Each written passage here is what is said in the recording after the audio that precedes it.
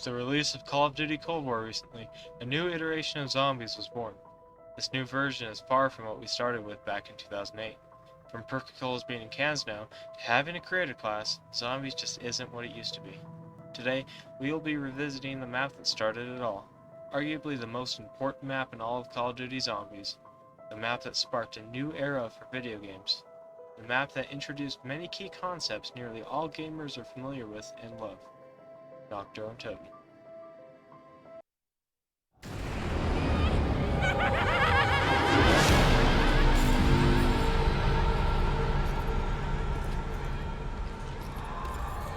World at War's first Zombies map was jam-packed with loads of undead fun that any player could enjoy. Despite being the smallest map in Call of Duty history, it is one of the funnest to play. Even today, with large maps with complex Easter eggs, Nacht remains one of the best Zombies maps ever. It only has 3 doors, 1 box location, and a handful of wall buys, but the map stands side by side with maps like Mob of the Dead and Draka. You could spend hours just killing zombies, no real objective, no staffs to build, no Easter egg to complete, just you trying to survive as long as possible. All you needed was the ray gun and a Thompson, coupled with some grenades, and you were good to go. Nacht and Toten's simplicity is a big reason the map is so successful and so loved.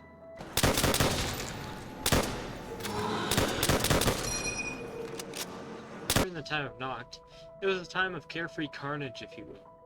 In those days, you didn't care about getting nukes when there were tons of zombies left.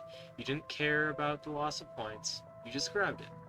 It was fun to see a white flash, then have all the zombies burn up and die. This power-up really appeals to the war criminal inside all of us. Taking body shots and using shotguns also resulted in less points as opposed to headshotting and using machine guns, but players did it anyways because they didn't care. It was fun. It was a time where you boarded up windows to keep the horde at bay, instead of just waiting for a carpenter. Sure, you did it for the points, but you also did it to survive. Players don't do that kind of stuff anymore in Zombies.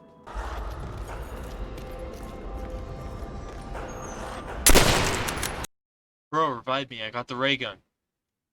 Nacht and Toten gave us the first and most iconic wonder weapon, the ray gun. This gun is remembered by every single Zombies player, that is, the ones without dementia. It is the best weapon in the map, well, besides the beloved Panzerschreck. The ray gun eventually led to many more wonder weapons like the ray gun Mark II and the thunder gun. Zombies with no ray gun is like if zombies had no windows to board up, or no wall buys. It would be Yankee with no brim. It simply would not be Zombies. That's why the ray gun made it to every iteration of Zombies. Even today, the ray gun is still in Cold War. Nacht introduced many important things in Zombies, but the ray gun is one of the most important.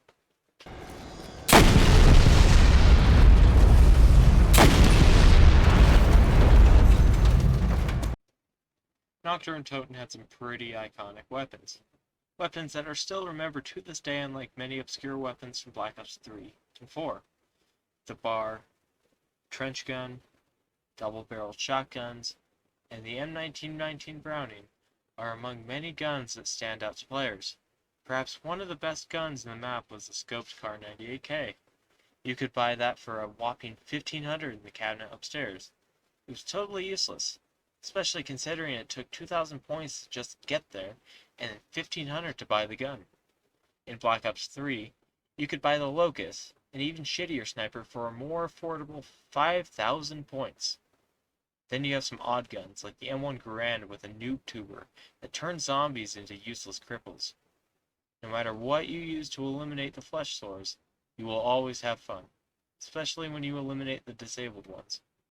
Burning the cripples makes for an even more enjoyable and enlightening experience.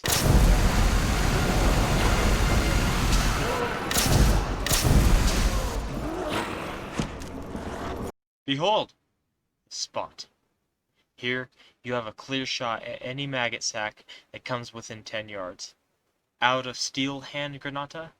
Have no fear, for there is a wall buy right at your back. It only costs 250 for a 4-pack too. It is a quick and easy way to make more cripples that you can later torture with flamethrowers and various other devices. There is only one rule, however. Don't buy the stair debris, for that is sacrilege. Heresy of the highest order, punishable by ray gun splash damage. The spot makes for a perfect place to rid the world of the undead horde. If you have a Browning and an MG34, you're good to go. There's no reason whatsoever you should die. It is so easy to survive for rounds upon rounds up there. The spot makes Nacht or Untoten an even better map than it already is.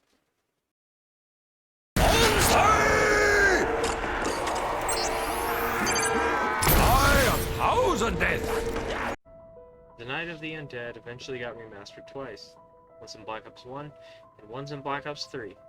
In Black Ops, you had new guns mixed with some old World at War ones. You could grab the Galil and the bar if you so desired. Mule Kick was also placed in the map.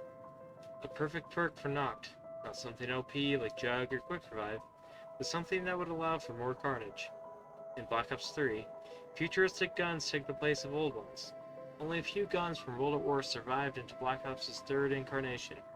The Ray Gun, PPSH, and MX Garand, a new version of the M1 Garand, made it. Nacht also appears in transit in the middle of the cornfields.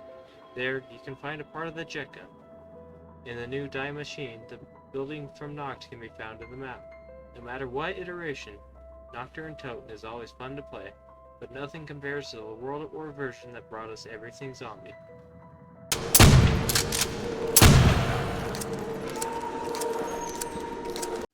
Nacht is definitely one of the few maps that comes to mind when you think of Call of Duty Zombies.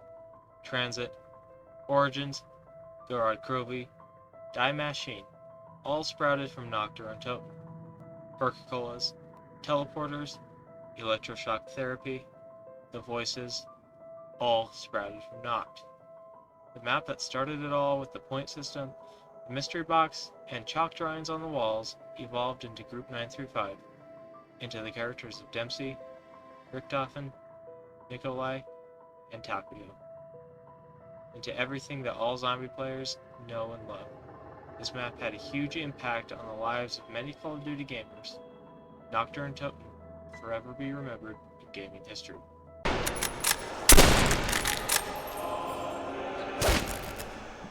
Now, it's time to dive into the carnage and survive the undead horde. Let's do this. Just a disclaimer, I am non-discriminatory, so I hate cripples just as much as I hate normal bipeds. It is my mission to hunt down and destroy the cripples.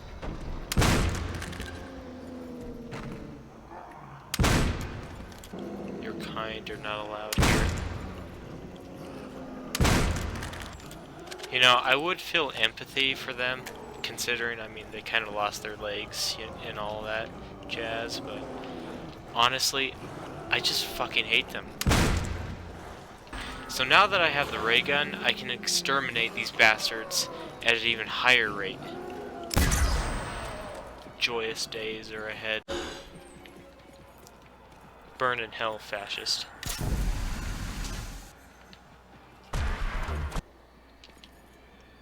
Wall.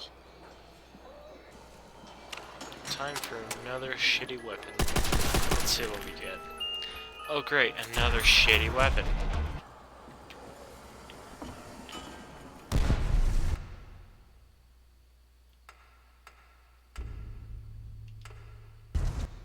It appears I got an even better gun.